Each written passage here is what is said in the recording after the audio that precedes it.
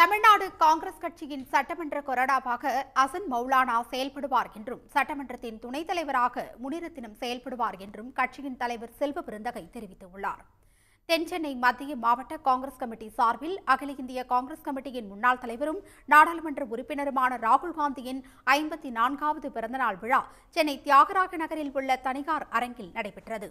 இதில் தமிழ்நாடு காங்கிரஸ் கமிட்டி மாநில தலைவர் செல்வ பெருந்தகை கலந்து கொண்டு ராகுல் காந்தியின் பிறந்தநாளையொட்டி பிறந்தநாள் விழா கேக் வெட்டி சிறப்புரை நிகழ்த்தினார்.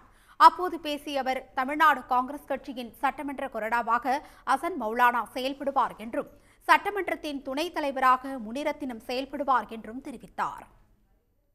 மூத்தவருக்கும் மரியாதை அளிக்கப்படும், சிறுபான்மை சமூகத்திற்கும் அங்கீகாரம் அளிக்கப்படும். அந்த வகையில நாளை முதல் அவர் தமிழ்நாடு சட்டப்பேரவை காங்கிரஸ் பேர் இயக்கத்தின் கொறடாவாக செயல்படுவார் என்ற அறிவிப்பை முதல் முறையாக இந்த அவையிலே நான் அறிவிக்கிறேன்.